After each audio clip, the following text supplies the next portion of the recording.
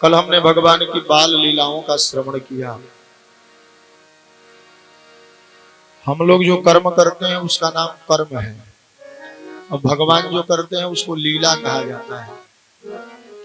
लीला का अर्थ बोले लीयते इति लीला, जो अपने में लीन कर दे, जिसमें ये सामर्थ्य हो कि अपने में मिला ले, उसका नाम लीला है। हमारा कर्म किसी के लिए अच्छा होता है, किसी के लिए बुरा होता है। भगवान गीता में अर्जुन जी से कहते हैं, हे अर्जुन, मुझे कर्म करने की कोई आवश्यकता नहीं, क्योंकि मैं ईश्वर हूं और कर्म का फल मुझ में व्याप्त नहीं होता, फिर भी मैं कर्म करता हूं। क्यों करते हैं प्रभु? बोले समाज मेरा अनुसरण करता है, और अगर मैं कर्म न करूं तो समाज कर्महीन हो जाएगा, भाग्य के भरोसे रहेगा। सच्चाई यही है कि व्यक्ति को कर्मवादी होना चाहिए, भाग्यवादी नहीं।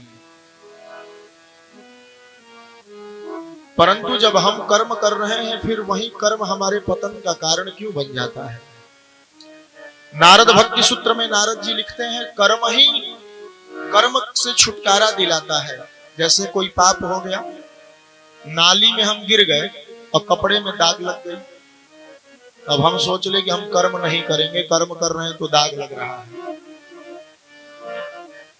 एक कर्म को दूसरे कर्म से समाप्त किया जा सकता है। आप तुरंत घर जाइए और सुंदर साबुन सर्फ से कपड़े को धो दीजिए, कपड़ा साफ हो जाएगा। कर्म के द्वारा ही कर्म बंधनों से मुक्त हुआ जाता है। फिर कर्म के कारण पतन कैसे हो जाता है? बोले आप एक उदाहरण से समझिए। आप माचिस की तिल्ली जला लीजिए और तिल्ली को छोड़िए मत, पकड़े रहिए, तो तिल्ली जलते जलते जलते जलते आपके हाथ को जला देगी। यही कर्म से पतन है। हमें क्या करना चाहिए? जो हम कर्म किए उसी क्षण उस कर्म के बारे में सोचना छोड़ देना चाहिए, वरना अगर उस कर्म को पकड़े रहेंगे तो वह कर्म हमारा पतन करा देता है। जैसे कोई पाप आप जीवन में बन गया है आपसे, अब आप उस पाप को पकड़े रह रहे, हमने ऐसा किया, हमने ऐसा किया, हमने ऐसा किया, तो आप उसी पाप में फंसे रहेंगे। कोई पुण्य भी हो गया, केवल इसी में प्रचार में लगे रह रहे, हम तो इतना माला जपते हैं, इतना माला जपते हैं, इतना माला जपते हैं, तो फिर वो कर्म आप पकड़ करके बैठे हैं। तो श्रीमद् भागवत में कपिल देव भगवान कहते हैं, अहम क्रिया विमूढ़ आत्मा। आत्मा स्वतंत्र है, परंतु आत्मा को जैसे ही अहम पकड़ लेता है, आत्मा का पतन हो जाता है। और अहम आता कहां से है? बोले अहम कर्म की कुशलता से आता है। हमें काम करना आ गया तो अहंकार है, मैं ये करता हूं। नारद जी कहते हैं, कर्मों के द्वारा ही कर्म बंधनों से मुक्त हुआ जाता है, परंतु कर्म करने के बाद हमें कर्म को पकड़ करके नहीं बैठना चाहिए। क्या सोचना चाहिए? प्रभु आपकी कृपा से सब काम हो रहा है। प्रभु आपकी कृपा से सब काम हो रहा है। प्रभु आपकी कृपा से सब काम हो रहा है। प्रभु आपकी कृपा से सब काम हो रहा है। प्रभु आपकी कृपा से सब काम हो रहा है। करते हो तुम कन्हैया, करते हो तुम कन्हैया, करते हो मेरे गुरुवर, करते हो मेरे गुरुवर, मेरा नाम हो रहा है। प्रभु आपकी कृपा से सब काम हो रहा है। प्रभु आपकी कृपा से सब काम हो रहा है। मेरी चल रही है गाड़ी प्रभु जी तेरी कृपा से, मेरी चल रही है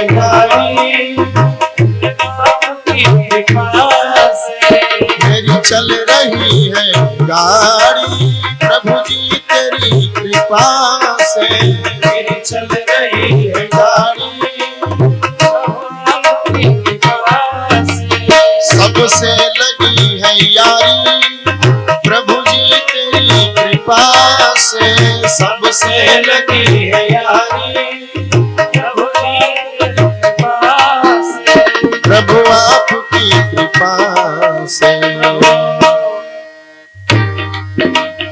करता नहीं हूँ कुछ भी हो, करता नहीं हूँ कुछ भी, आराम हो रहा है।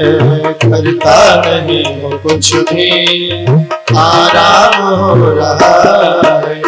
प्रभु आपकी कृपा से सब काम हो रहा है।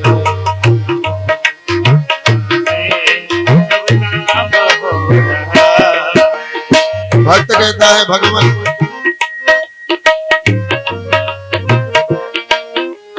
पतवार के बिना ही मेरी नाव चल रही है, पतवार के बिना ही मेरी नाव चल रही है। प्रभु यह दास आज से कुछ दिन पहले कुछ नहीं था, परंतु आपकी कृपा दृष्टि ने इस नैया को एक दिशा दिया है। हैरान है जमाना, मंजिल भी मिल रही है। हैरान है जमाना, मंजिल भी मिल रही है। पतवार के बिना ही मेरी नाव चल रही है। हैरान है जमाना, मंजिल भी मिल रही है, मंजिल भी मिल रही है। और क्या बताऊं प्रभु जी,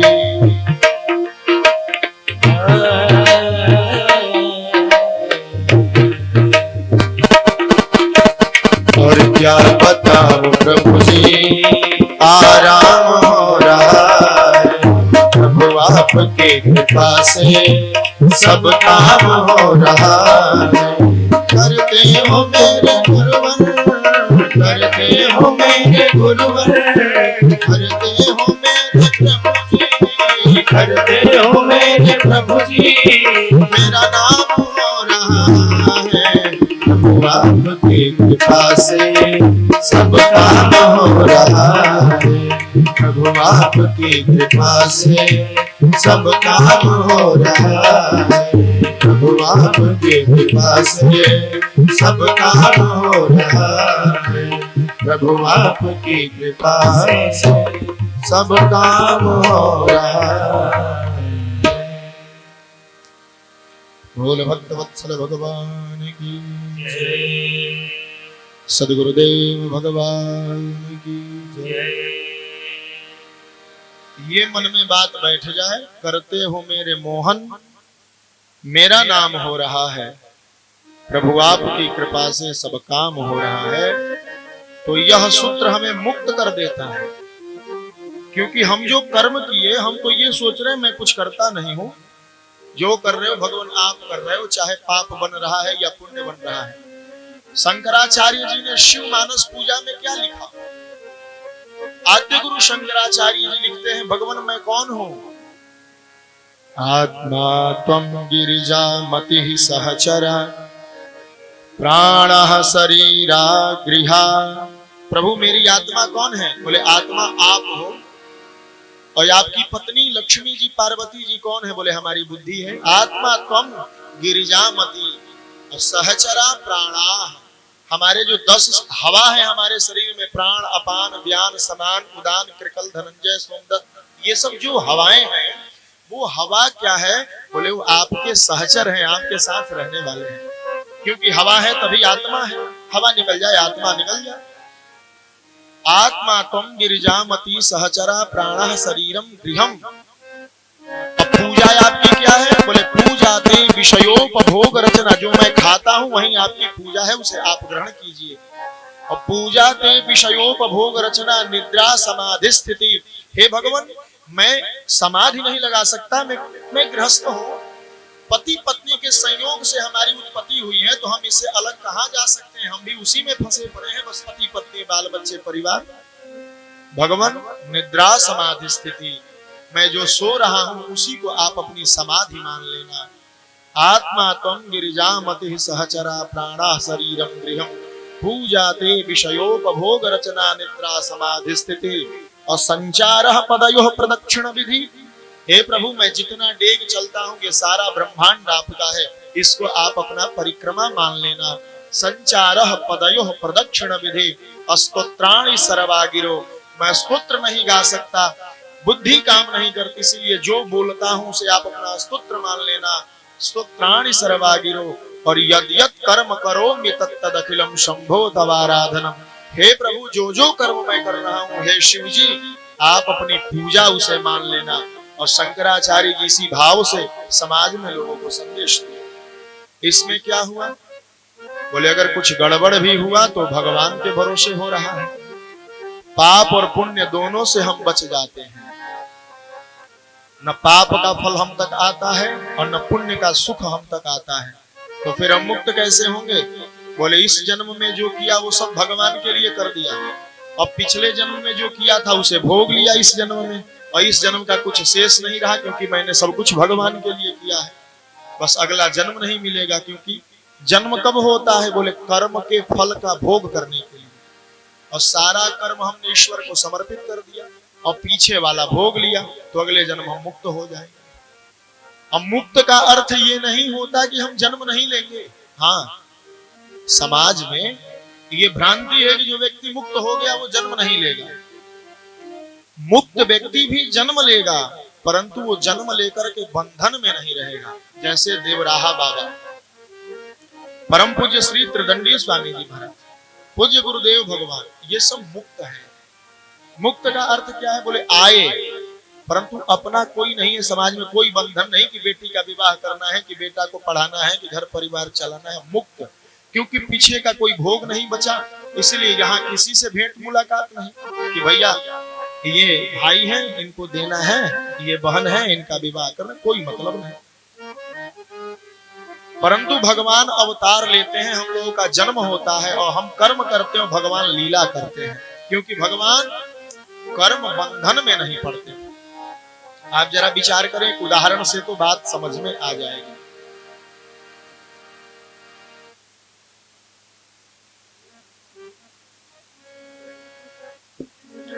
सत्येंद्र जी, ट्रेबल या तो कम कर दीजिए या हल्का बेस दे दीजिए, आवाज पकड़, हल्का बेस दे के देखिए। नारायण नारायण जय श्रीमन नारायण, कम करें तो नारायण नारायण जय श्रीमन नारायण, जय श्रीमन नारायण नारायण। कोई एक छोटा सा बालक है और कुएं में गिर गया है।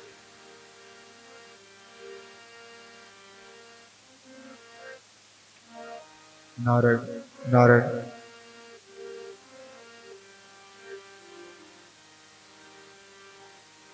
नारायण। बाजा था ना?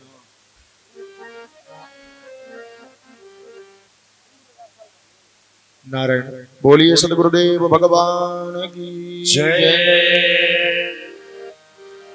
कोई बालक कुआं में गिर गया हो और पुकार कर रहा हो, हमें बचाओ बचाओ बचाओ, और एक आदमी है जो कुएं में उतरना जानता है, सो कुएं में गया और बालक को पकड़ लिया। अब कुएं में दो लोग हैं, एक गिरा हुआ है और एक उतरा हुआ है, दोनों में अंतर है। कुएं में दोनों है, परंतु एक बंधन में वो गिरा हुआ है, उसको डर है कि मैं मर जाऊंगा, पर जो उतरा है वो निकलना जानता है, उसे डर नहीं। उसी प्रकार हम लोग इस संसार में गिरे हुए हैं और भगवान इस संसार में उतरते हैं। किस लिए? बोले हम गिर करके पुकार करते हैं, नाथ हमें बचाओ बचाओ, तो वह भगवान इस कुएं में भवसागर रूपी कूप में उतर जाते हैं हमें बचाने के लिए, और हमें बचा करके लेकर के चले जाते। यही भेद है हम में और भगवान में। भगवान लीला करते हैं और लीला लय करने के लिए होती है। अब आपके मन में एक प्रश्न होगा कि महाराज जी, जब भगवान लीला करने के लिए आते हैं तो बिना आए भी तो ये लीला चल रही है, रोज आदमी मर रहे हैं, रोज जन्म ले रहे हैं, फिर आने की आवश्यकता क्या है? तो आपको मैं बता दूं, इस प्रश्न में आपको समाज के बहुत सारे प्रश्न का उत्तर मिलेगा। बहुत सारे लोग कहते हैं कि मूर्ति पूजा का क्या महत्व है, मूर्ति पूजा क्यों किया जाए, मूर्ति में भगवान नहीं होते, ये नहीं होता, वो नहीं होता, भगवान अवतार क्यों लेते हैं? देखिए, जीव 5 प्रकार के होते हैं। पहला जीव है जिसका नाम है नित्य जीव। नित्य मतलब जो हमेशा साथ रहता है। जैसे जब जब भगवान आते हैं तब तब वहीं दशरथ, वहीं कौशल्या, वहीं देवकी, वहीं वसुदेव, वो सब लोग साथ आएंगे। जैसे हम जब आए तो ये टीम आई, इकट्ठा हुई, सब चलेगा। तो ये नित्य जीव हैं जो रोज हमारे साथ हैं। दूसरे जीव कौन है? बोले दूसरे जीव मुक्त जीव हैं। मुक्त जीव का अर्थ क्या है? जैसे कश्यप, मरीचि, अत्रि, वशिष्ठ, भरद्वाज, ये सब मुक्त हैं। ये आते रहते हैं, जाते रहते हैं, जितने ऋषि हैं। और तीसरा जीव होता है मुमुक्षु। मुमुक्षु का मतलब बोले कर्म के बंधन में पड़कर के जन्म तो ले लिया, परंतु जन्म लेने के बाद केवल कमाने खाने में अपना समय नहीं बिताया, अपने मोक्ष के लिए भी सोच रहा है, उसका नाम मुमुक्षु है। और चौथा जीव, बोले चौथा जीव होता है कैवल्य। कैवल्य जीव मतलब जो आत्मा को ही ईश्वर मानता है और आंख बंद करके केवल ध्यान करता है, ईश्वर और मैं, इसके बाद किसी की चिंता नहीं, एक स्वामी और एक सेवक, बस हो गया। ये कैवल्य जीव है। और पांचवा जीव बोले बद्ध जीव, जो बंधन में पड़ा है। कौन कौन जीव होते हैं? नित्य, मुक्त, मुमुक्षु, कैवल्य और बद्ध। और पांचों के लिए भगवान की 5 कैटेगरी है। भगवान तो एक ही है। जैसे आटा और पानी से गूंथ करके ही रोटी बनेगी, परंतु वही रोटी जब तेल में छान दिया जाए तो पूरी हो जाती है। वही रोटी में थोड़ा सा आलू भर करके और उसको निकाल दिया जाए तो उसका अलग नाम हो जाएगा। उसी प्रकार आटा के विविध प्रकार के व्यंजन हो सकते हैं, पर तत्व की दृष्टि से वह आटा और पानी ही है। और भगवान भी तत्व की दृष्टि से एक है, पर जैसा भक्त वैसा भगवान। तो भगवान भी 5 प्रकार के। नित्य जीव के लिए जो भगवान है, उन भगवान का नाम है परस्वरूप। पर मतलब परमात्मा, निर्गुण निराकार हो चाहे सगुण साकार हो, नित्य जीव उन्हीं के साथ रहते हैं और वो कभी पहचानने में उन्हें भूल नहीं करते। परस्वरूप भगवान नित्य जीव के लिए है। मुक्त जीव के लिए भगवान व्यूह स्वरूप में है। व्यूह मतलब क्षितिजल पावक गगन समीरा। ये जो मुक्त जीव हैं, उनको कण कण में भगवान दिखाई देते हैं, पर हम नहीं देख सकते, हमारी वो सामर्थ्य नहीं, क्योंकि हम मुक्त जीव नहीं हैं। मुक्त जीव भगवान को प्रत्येक कदम पे देख सकता है। वो पेड़ के नीचे बैठे चाहे मंदिर में बैठे, उसके लिए दोनों बात बराबर है, क्योंकि वो मुक्त है। उसके लिए व्यूह स्वरूप में भगवान है। और तीसरा स्वरूप है मुमुक्षु स्वरूप। मुमुक्षु स्वरूप के लिए भगवान वैभव के रूप में है। वैभव का अर्थ बोले नृसिंह आदि, जैसे प्रहलाद जी मुमुक्षु थे, जन्म लिए राक्षस कुल में, पर बचपन से ही मोक्ष पाने की इच्छा, तो भगवान खंभे से प्रकट हो गए। इनके लिए भगवान विभव के रूप में रहते हैं। और चौथे जीव है कैवल्य जीव, जो आत्मा को ही ईश्वर मानते, उनके लिए जीव अंतर्यामी बनकर के भगवान बैठे रहते हैं। और बहुत लोग कहते हैं आत्मा शुद्ध है, ये केवल वाणी का विषय नहीं है। आत्मा मन जिसका शुद्ध हो जाएगा, वह फिर संसार को संसार नहीं मानेगा। भागवत जी के प्रथम स्कंद में ये बात आती है कि दूसरे के दोष देखने की बुद्धि जब तक बनी है तब तक आप तमोगुणी हैं। अपनी दोष देखने की बुद्धि जब तक बनी है तब तक आप रजोगुणी हैं। और न दूसरे का दोष देख रहे हैं न अपना दोष देख रहे हैं, तो आप जानिए आप सतोगुणी हो गए, आप दोनों से मुक्त हो गए, आप स्वतंत्र विचरण कर रहे हैं। अपनी गलती भी ऐसा लग रहा है ये भगवान की इच्छा थी, हो गई, और दूसरे की गलती भी ऐसे ही लगता है भगवान ही तो करा रहे हैं, इसमें इस जीव का क्या दोष।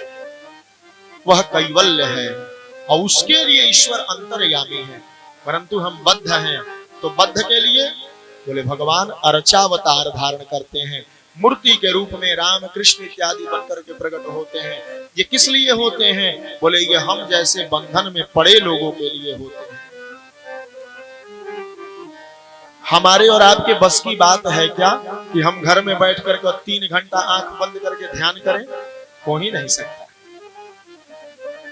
सूत जी भागवत में कहते हैं वदन्ति तत्तत्व विदस्तत्वम यदज्ञानम मद्वयम् ब्रह्मेति परमात्मेति भगवान इति शब्दते। वह तत्व एक ही है। जोगी लोग उसे निर्गुण निराकार ब्रह्म कहते हैं, ज्ञानी लोग उसे निर्गुण साकार परमात्मा कहते हैं और भक्त उसे सगुण साकार भगवान कह देता है। ब्रह्मेति परमात्मेति भगवान इति शब्दते। वह एक ही है, पर वो 3 नामों से जाना जाता है, ब्रह्म, परमात्मा और भगवान। भगवान खूब बाल लीला किए, शिव जी खूब आनंद में रहे।